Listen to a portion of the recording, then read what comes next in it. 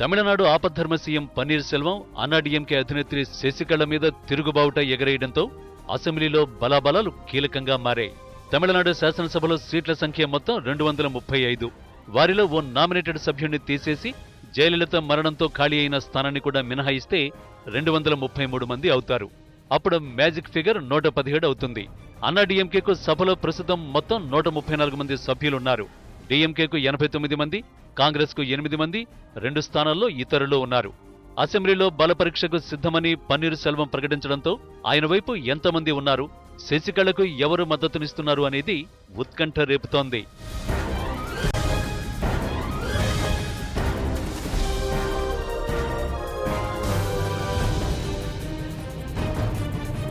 ప్రస్తుత పరిస్థితి చూస్తే పన్నీరు సెల్వం వెంట 2-3 ఎమ్మెల్యేలే కనిపిస్తున్నారు.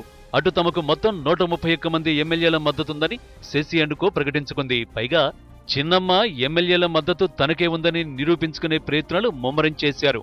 శాసనసభ్యులు చేజారకుండా ముందస్తు జాగ్రత్తలు తీసుకున్నారు.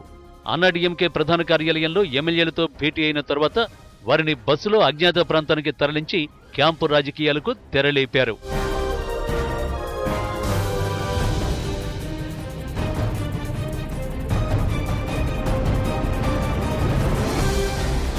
ఓవైపు పన్నీరు సెల్వం మాత్రం తనకు 50 నుంచి 70 మంది వరకు ఎమ్మెల్యేలు మద్దతునిస్తున్నారని అంటున్నారు.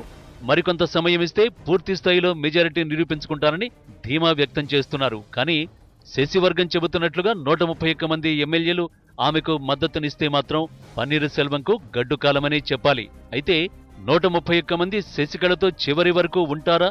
ఉన్న అసెంబ్లీలో హ్యాండ్ ఇచ్చే అవకాశం లేకపోలేదు. అయితే తనతో ఎవరొస్తారన్న విషయం చూసుకోకుండానే పన్నీరు సెల్వం తిరుగుబాటుకు ధైర్యం చేస్తారన్న ప్రశ్నలు తలెత్తుతున్నాయి.